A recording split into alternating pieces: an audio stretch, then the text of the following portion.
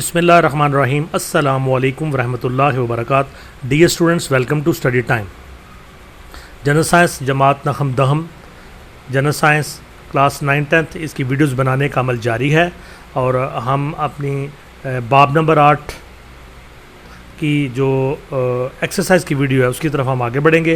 लेकिन इससे पहले आपसे गुजारिश है कि अगर आपने हमारे चैनल स्टडी टाइम को सब्सक्राइब नहीं किया तो सब्सक्राइब कर लें और इसके साथ बेल आइकन के बटन को दबा दें ताकि नई आने वाली वीडियोस के नोटिफिकेशन आपको बर वक्त मिल सकें।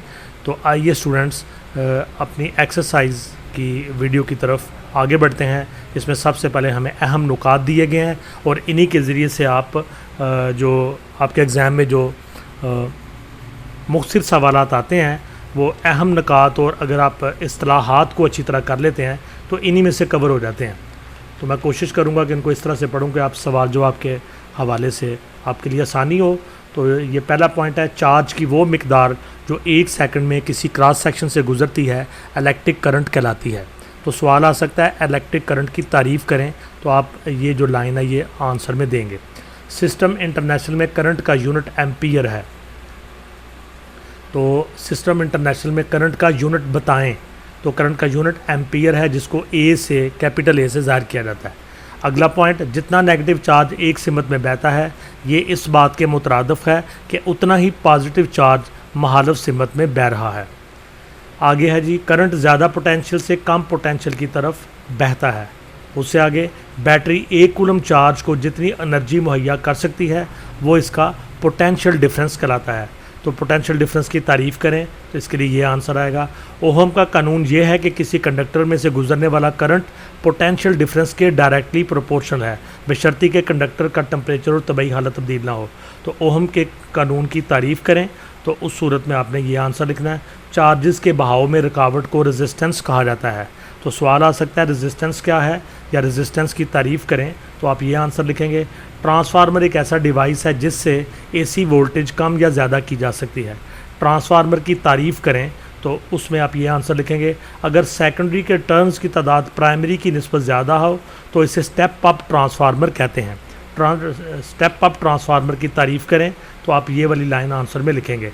अगर सेकेंडरी के टर्न्स की तादाद प्राइमरी की निस्बत कम हो तो इसे स्टेप डाउन ट्रांसफार्मर कहते हैं। तो स्टेप डाउन ट्रांसफार्मर की तारीफ़ करें, इसके जवाब में ये लाइन लिखेंगे। ऐसा करंट जो हमेशा एक ही सिमत में चलता है डायरेक्ट करंट कहलाता है, इसको डीसी भी कहते हैं। तो डीसी या डायरेक्ट करंट से क्या मुराद है, तो ये जवाब लिखेंगे। बार बार सिमत तब्दील करने वाले करंट को अल्टरनेटिंग करंट कहते हैं। अल्टरनेटिंग या एसी करंट से क्या मुराद है, तो आप ये आंसर लिखेंगे। बिजली से चलने वाली तमाम अशिया मेन सप्लाई के मतवाजी लगाई जाती हैं। इलेक्ट्रिक एनर्जी का यूनिट किलोवाट आवर है। इलेक्ट्रिक एनर्जी का यूनिट बताएं, तो ये इसका आंसर है। जब किसी जानदार के जिस्म से करंट गुजरता है इसे इलेक्ट्रिक शॉक कहा जाता है। इलेक्ट्रिक शॉक्स की तारीफ़ करें तो ये आंसर होगा। गैल्वानोमीटर सिर्फ करंट की मौजूदगी का पता चलाने के लिए इस्तेमाल होता है। गैल्वानोमीटर का इस्तेमाल बताएं, तो इसका ये आंसर होगा। एमीटर एक ऐसा आला है जिससे करंट की पैमाइश की जाती है। एमीटर को हमेशा सर्किट के अंदर सीरीज़ में लगाया जाता है। एमीटर कौन सा आला है और ये क्या काम करता है, इसका ये जवाब होगा। वोल्टमीटर पोटेंशियल डिफरेंस मापने वाला आला है। वोल्टमीटर उन दो नुकात के पैरेलल लगाया जाता है जिनके दरमियान पोटेंशियल डिफरेंस मालूम करना हो। तो वोल्टमीटर कौन सा आला है और इसके काम करने का तरीका बताएं। मल्टीमीटर एक ऐसा आला है जिससे करंट, पोटेंशियल डिफरेंस और रेजिस्टेंस तीनों की पैमाइश की जा सकती है। मल्टीमीटर की तारीफ़ करें, उसमें ये आंसर आप लिखेंगे। मुसलसल बढ़ने या कम होने वाली रीडिंग देने वाला आला एनालॉग कहलाता है और गैर मुसलसल अलग अलग रीडिंग्स देने वाला आला डिजिटल आला कहलाता है। तो एनालॉग और डिजिटल आले में फ़र्क बयान करें, तो उस सूरत में आप ये जवाब लिखेंगे। इस्तिलाहात ये भी आपके शॉर्ट आंसर्स में इस्तेमाल होंगी। इलेक्ट्रिक करंट की तारीफ़ करें, कन्वेंशनल करंट की तारीफ़ करें, पोटेंशियल डिफरेंस की तारीफ़ करें, रेजिस्टेंस की तारीफ़ करें। तो इनके जो आगे जवाब हैं वो आप किसी क्रॉस सेक्शन से 1 सेकंड में गुजरने वाला चार्ज इलेक्ट्रिक करंट कहलाता है। इसको पूरा करके अपने लिखना है। पॉजिटिव चार्जेस के बहाव को कन्वेंशनल करंट कहते हैं। 1 कूलम चार्ज पर सर्वशुदा एनर्जी पोटेंशियल डिफरेंस कहलाती है। चार्जेस के बहाव में रुकावट को रेजिस्टेंस कहते हैं। ज़्यादा रेजिस्टेंस वाले कंडक्टर्स को रेजिस्टर्स कहते हैं। चार्ज स्टोर करने वाले डिवाइसेस को कैपेसिटर्स कहते हैं। एसी वोल्टेज कम या ज़्यादा करने वाला डिवाइस ट्रांसफार्मर कहलाता है। एक ही सिमत में बहने वाला करंट डायरेक्ट करंट या डीसी कहलाता है। बार बार सिम में तब्दील करने वाला करंट अल्टरनेटिंग करंट या एसी कहलाता है। सर्किट को ऑन या ऑफ करने वाले आले को स्विच कहते हैं। इलेक्ट्रिकल एनर्जी का यूनिट किलोवाट आवर है। किसी जानदार के जिस्म से करंट के गुजरने को इलेक्ट्रिक शॉक कहते हैं। करंट मापने वाले आले को एमीटर कहते हैं। वोल्टेज मापने वाले आले को वोल्टमीटर कहते हैं। करंट वोल्टेज और रेजिस्टेंस मापने वाले आले को मल्टीमीटर कहते हैं। सुई की मदद से मुसलसल रीडिंग ज़ाहिर करने वाले आले को एनालॉग मीटर कहते हैं। हिंसों में रीडिंग ज़ाहिर करने वाले आले को डिजिटल मीटर कहते हैं। मैग्नेट और कॉइल की बाहमी हरकत की वजह से करंट का ज़हूर इंडक्शन कहलाता है। तो ये आपके शॉर्ट आंसर्स के लिए मटेरियल हो गया।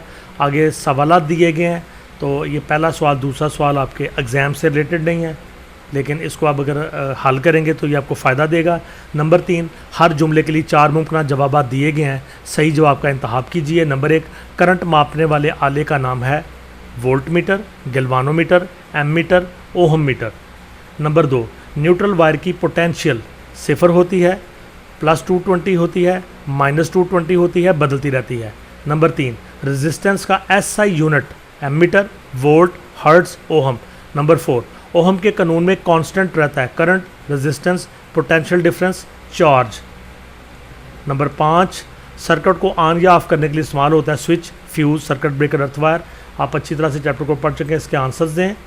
और आगे सवाल नंबर 4 है, मुख्तलिफ जवाब लिखें। नंबर 1, इलेक्ट्रिक करंट किसे कहते हैं। नंबर 2, पोटेंशियल डिफरेंस की तारीफ़ करें। नंबर 3, ओहम का कानून कौन कौन सी मिकदारों के माबैन तल्लुक़ को ज़ाहिर करता है। नंबर 4, रेजिस्टेंस की तारीफ़ करें। नंबर 5, रजिस्टर्स क्या होते हैं। नंबर 6, कैपेसिटर की चार्जिंग से क्या मुराद है। नंबर 7, गैंग कैपेसिटर्स कहाँ इस्तेमाल होते हैं। नंबर 8, स्टेप अप ट्रांसफार्मर क्या काम करता है। नंबर 9, स्टेप डाउन ट्रांसफार्मर क्या काम करता है। नंबर 10, गैल्वानोमीटर को एमीटर बनाने के लिए शंट रेजिस्टेंस कहाँ लगाई जाती है। और आगे तफसीली जवाब आपने देने हैं। सवाल नंबर 5, इलेक्ट्रिक करंट की तारीफ़ करें, कन्वेंशनल करंट क्या होती है वजाहत करें। सवाल नंबर 6, मिसाल देकर पोटेंशियल डिफरेंस की वजाहत करें, इसके यूनिट की तारीफ़ करें। सवाल नंबर 7, ओहम का कानून बयान करें और इसकी मुसावात लिखें। सवाल नंबर 8, रेजिस्टेंस से क्या मुराद है, रेजिस्टेंस के यूनिट की तारीफ़ करें। सवाल नंबर 9, कैपेसिटर क्या होता है, कैपेसिटर्स कहाँ इस्तेमाल होते हैं। सवाल नंबर 10, डायरेक्ट करंट और अल्टरनेटिंग करंट में क्या फ़र्क है, वजाहत से बयान करें। सवाल नंबर 11, एमीटर और वोल्ट मीटर में साख के लिहाज से क्या फ़र्क है, दोनों का इस्तेमाल बयान करें।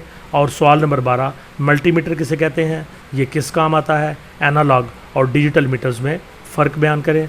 तो स्टूडेंट्स, यहीं पे हमारा ये चैप्टर ख़त्म हुआ। इंशाअल्लाह नेक्स्ट चैप्टर बाब नंबर 9 बुनियादी इलेक्ट्रॉनिक्स के साथ आपकी खिदमत में दोबारा हाज़िर होंगे। वीडियो को लाइक करें, कमेंट्स दें, दोस्तों से शेयर करें। स्टडी टाइम चैनल को सब्सक्राइब करने के साथ साथ हमारा दूसरा इन्फॉर्मेटिव चैनल है ईडन गार्डन टाइम्स, इसको भी सब्सक्राइब करें। इंशाअल्लाह नेक्स्ट वीडियो में आपसे मुलाकात होगी, तब तक के लिए अल्लाह हाफिज़।